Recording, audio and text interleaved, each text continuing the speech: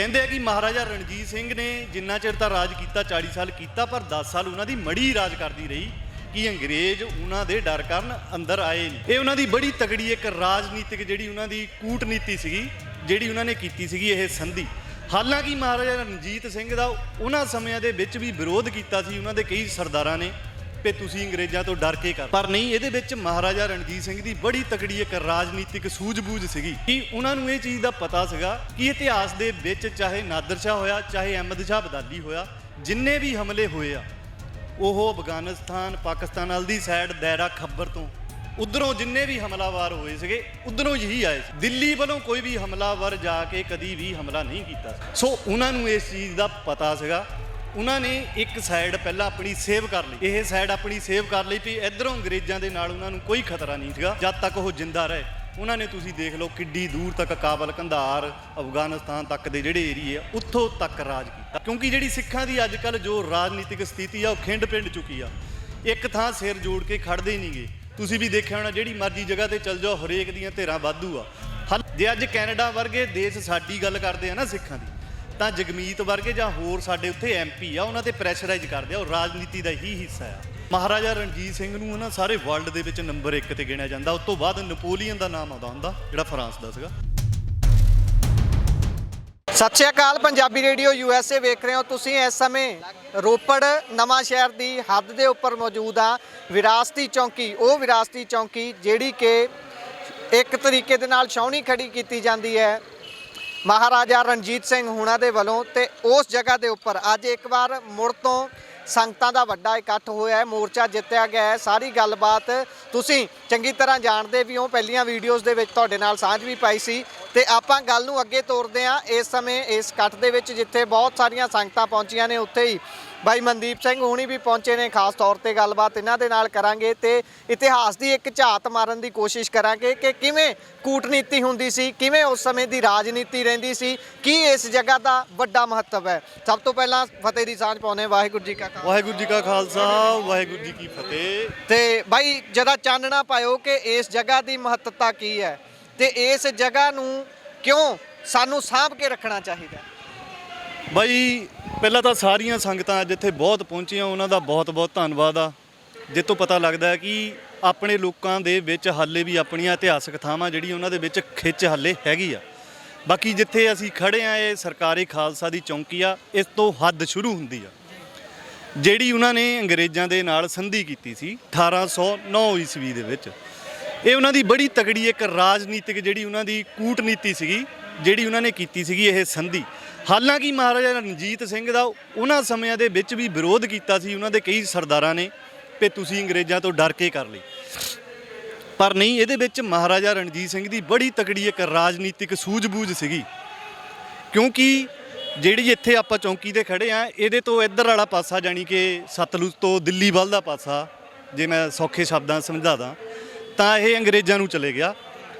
ਤੇ ਇੱਧਰੋਂ ਸਤਲੁਜ ਤੋਂ ਇੱਧਰਲੇ ਵਾਲਾ ਪਾਸਾ ਜਿਹਨੂੰ ਅਸੀਂ ਆਪਣੇ ਅੰਮ੍ਰਿਤਸਰ ਵੱਲ ਦਾ ਕਹਿ ਦਈਏ ਜਾਂ ਜਲੰਧਰ ਵੱਲ ਦਾ ਕਹਿ ਲਈਏ, ਇਹ ਮਹਾਰਾਜਾ ਰਣਜੀਤ ਸਿੰਘ ਦੇ ਕੋਲ ਚਲਾ ਗਿਆ ਰਾਜ। ਤੇ ਇਹਦੇ ਵਿੱਚ ਮਹਾਰਾਜਾ ਰਣਜੀਤ ਸਿੰਘ ਦੀ ਬੜੀ ਤਗੜੀ ਰਾਜਨੀਤਿਕ ਸੂਝ-ਬੂਝ ਇਹ ਸੀਗੀ ਕਿ ਉਹਨਾਂ ਨੂੰ ਇਹ ਚੀਜ਼ ਦਾ ਪਤਾ ਸੀਗਾ ਕਿ ਇਤਿਹਾਸ ਦੇ ਵਿੱਚ ਚਾਹੇ ਨਾਦਰ ਸ਼ਾਹ ਹੋਇਆ, ਚਾਹੇ ਅਹਿਮਦ ਸ਼ਾਹ ਅਬਦਾਲੀ ਹੋਇਆ, ਜਿੰਨੇ ਵੀ ਹਮਲੇ ਹੋਏ ਆ ਉਹ ਅਫਗਾਨਿਸਤਾਨ ਪਾਕਿਸਤਾਨ ਵਾਲ ਦੀ ਸਾਈਡ ਦਾਇਰਾ ਖੱਬਰ ਤੋਂ ਉਧਰੋਂ ਜਿੰਨੇ ਵੀ ਹਮਲਾਵਰ ਹੋਏ ਸੀਗੇ ਉਧਰੋਂ ਹੀ ਆਏ ਸੀ। ਦਿੱਲੀ ਵੱਲੋਂ ਕੋਈ ਵੀ ਹਮਲਾਵਰ ਜਾ ਕੇ ਕਦੀ ਵੀ ਹਮਲਾ ਨਹੀਂ ਕੀਤਾ ਸੀ। ਸੋ ਉਹਨਾਂ ਨੂੰ ਇਸ ਚੀਜ਼ ਦਾ ਪਤਾ ਸੀਗਾ। ਉਹਨਾਂ ਨੇ ਇੱਕ ਸਾਈਡ ਪਹਿਲਾਂ ਆਪਣੀ ਸੇਵ ਕਰ ਲਈ, ਇਹ ਸਾਈਡ ਆਪਣੀ ਸੇਵ ਕਰ ਲਈ ਵੀ ਇੱਧਰੋਂ ਅੰਗਰੇਜ਼ਾਂ ਦੇ ਨਾਲ ਉਹਨਾਂ ਨੂੰ ਕੋਈ ਖਤਰਾ ਨਹੀਂ ਸੀਗਾ। ਤਾਂ ਉਹਨਾਂ ਨੂੰ ਜਿਹੜਾ ਅਗਲਾ ਸਮਾਂ ਮਿਲਿਆ 30-40 ਸਾਲ ਦਾ, ਜਦ ਤੱਕ ਉਹ ਜਿੰਦਾ ਰਹੇ, ਉਹਨਾਂ ਨੇ ਤੁਸੀਂ ਦੇਖ ਲਓ ਕਿੱਡੀ ਦੂਰ ਤੱਕ ਕਾਬਲ, ਕੰਧਾਰ, ਅਫਗਾਨਿਸਤਾਨ ਤੱਕ ਦੇ ਜਿਹੜੇ ਏਰੀਏ ਆ ਉੱਥੋਂ ਤੱਕ ਰਾਜ ਕੀਤਾ। ਇੱਧਰਲਾ ਜ਼ੋਰ ਉੱਧਰ ਲਾਇਆ, ਇੱਧਰ ਘੱਟ ਜ਼ੋਰ ਲਾਉਣ ਦੀ ਲੋੜ ਪਈ ਨਹੀਂ। ਉਹਨਾਂ ਨੇ ਬੜੀ ਇੱਕ ਸੂਝ-ਬੂਝ ਨਾਲ ਤਰੀਕਾ ਲਿਆ। ਉਹਨਾਂ ਨੇ ਸੰਧੀ ਕਰ ਲਈ। ਸੰਧੀ ਦੇ ਵਿੱਚ ਅੰਗਰੇਜ਼ ਵੀ ਨਹੀਂ ਅੱਗੇ ਆ ਸਕਦੇ ਸੀਗੇ। ਹਾਲਾਂਕਿ ਅੰਗਰੇਜ਼ ਮਹਾਰਾਜਾ ਰਣਜੀਤ ਸਿੰਘ ਦੇ ਮਰਨ ਤੋਂ 10 ਸਾਲ ਤੱਕ ਨਹੀਂ ਐਂਟਰੀ ਮਾਰ ਸਕੇ। ਕਹਿੰਦੇ ਆ ਕਿ ਮਹਾਰਾਜਾ ਰਣਜੀਤ ਸਿੰਘ ਨੇ ਜਿੰਨਾ ਚਿਰ ਤਾਂ ਰਾਜ ਕੀਤਾ 40 ਸਾਲ ਕੀਤਾ, ਪਰ 10 ਸਾਲ ਉਹਨਾਂ ਦੀ ਮੜੀ ਰਾਜ ਕਰਦੀ ਰਹੀ ਕਿ ਅੰਗਰੇਜ਼ ਉਹਨਾਂ ਦੇ ਡਰ ਕਾਰਨ ਅੰਦਰ ਆਏ ਨਹੀਂ। ਉਹ ਤਾਂ ਉਹਨਾਂ ਦੇ ਅੰਦਰ ਹੀ ਬਗਾਵਤਾਂ ਇੰਨੀਆਂ ਸ਼ੁਰੂ ਹੋ ਚੁੱਕੀਆਂ ਸੀਗੀਆਂ ਜਿਹਦੀ ਕਰਕੇ ਇਹ ਆਪਣਾ ਰਾਜ ਭਾਗ ਹੌਲੀ ਹੌਲੀ ਚਲਾ ਗਿਆ। ਪਰ ਉਹਨਾਂ ਦੀ ਜਿਹੜੀ ਇੱਕ ਰਾਜਨੀਤਿਕ ਸਮਝ ਸੀਗੀ ਉਹਨਾਂ ਤੋਂ ਆਪਾਂ ਨੂੰ ਸਿੱਖਣ ਦੀ ਲੋੜ ਆ, ਕਿਉਂਕਿ ਜਿਹੜੀ ਸਿੱਖਾਂ ਦੀ ਅੱਜ ਕੱਲ੍ਹ ਜੋ ਰਾਜਨੀਤਿਕ ਸਥਿਤੀ ਆ ਉਹ ਖਿੰਡ ਪਿੰਡ ਚੁੱਕੀ ਆ। ਇੱਕ ਥਾਂ ਸਿਰ ਜੋੜ ਕੇ ਖੜਦੇ ਹੀ ਨਹੀਂਗੇ।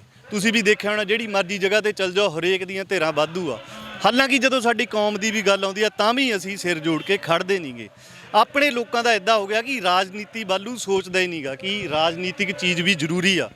ਜੇ ਅੱਜ ਕੈਨੇਡਾ ਵਰਗੇ ਦੇਸ਼ ਸਾਡੀ ਗੱਲ ਕਰਦੇ ਆ ਨਾ ਸਿੱਖਾਂ ਦੀ, ਤਾਂ ਜਗਮੀਤ ਵਰਗੇ ਜਾਂ ਹੋਰ ਸਾਡੇ ਉੱਥੇ MP ਆ, ਉਹਨਾਂ ਤੇ ਪ੍ਰੈਸ਼ਰਾਈਜ਼ ਕਰਦੇ ਆ, ਉਹ ਰਾਜਨੀਤੀ ਦਾ ਹੀ ਹਿੱਸਾ ਆ। ਸੋ ਰਾਜਨੀਤੀ ਵੀ ਜ਼ਰੂਰੀ ਆ, ਉਹਦੇ ਲਈ ਵੀ ਆਪਣੀਆਂ ਜਿਹੜੇ ਸਿੱਖ ਆ ਉਹਨਾਂ ਨੂੰ ਇਕੱਠੇ ਹੋਣਾ ਚਾਹੀਦਾ, ਸਿਰ ਜੋੜ ਕੇ ਬਹਿਣਾ ਚਾਹੀਦਾ, ਇਤਿਹਾਸ ਤੋਂ ਸੇਧ ਲੈਣੀ ਚਾਹੀਦੀ ਆ।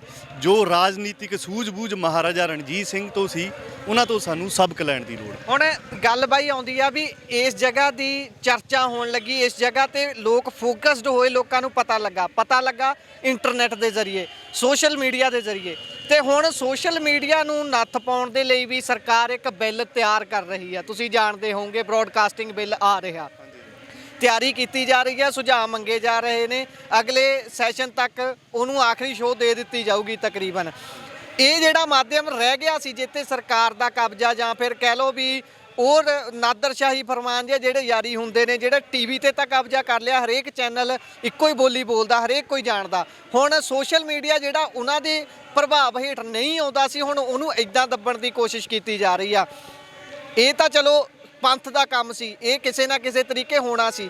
ਹੋਰ ਬਹੁਤ ਸਾਰੇ ਮਸਲੇ ਹੁੰਦੇ ਨੇ, ਇਦਾਂ ਤਾਂ ਫਿਰ ਹੁਣ ਕੋਈ ਮਸਲਾ ਉੱਠਿਆ ਕਰੂਗਾ, ਉਹਦੀ ਆਵਾਜ਼ ਜਿਹੜਾ ਚਾਹੂ ਨੱਪ ਲਿਆ ਕਰੂਗਾ, ਵੀ ਸਰਕਾਰ ਨੂੰ ਕਹੂਗਾ ਇਹ ਜੀ ਐਂ ਕਰਦੇ ਆ, ਜਾਂ ਫਿਰ ਸਰਕਾਰ ਆਪ ਆਊਗੀ, ਸਰਕਾਰ ਦਾ ਇੱਕ ਨੁਮਾਇੰਦਾ ਆਊਗਾ, ਕੈਮਰਾ ਚੱਕੂ, ਲਾਈਟ ਚੱਕੂ, ਕੰਪਿਊਟਰ ਚੱਕੂ, ਲੈ ਜਾਊਗਾ।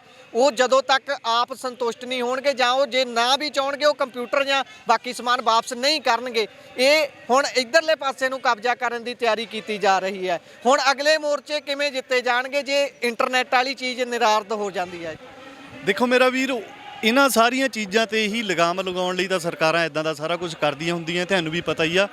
ਪੰਜਾਬ ਦੇ ਵਿੱਚ ਵੀ ਮੀਡੀਏ ਜਿਹੜੇ ਆਪਾਂ ਕਹਿ ਦਈਦੇ ਉਹ ਤਾਂ ਸਰਕਾਰਾਂ ਨੇ ਚਲੋ ਬਿੱਲ ਲਿਆ ਕੇ ਕਰੂਗੇ, ਪਰ ਕਈ ਤਾਂ ਸਰਕਾਰਾਂ ਪਹਿਲਾਂ ਹੀ ਪੈਸੇ ਦੇ ਕੇ ਜਾਂ ਉਹਨਾਂ ਨੂੰ ਉਨੀ ਐਡ ਨਹੀਂ ਗਈ, ਜਾਂ ਕਹਿ ਲਓ ਕਿ ਉਹਨਾਂ ਦੇ ਚੈਨਲ ਹੀ ਬੰਦ ਕਰ ਦਿਓ, ਪੰਜਾਬ 'ਚੋਂ ਬੰਦ ਕਰ ਦਿਓ ਜਾਂ ਕੁਛ ਆ।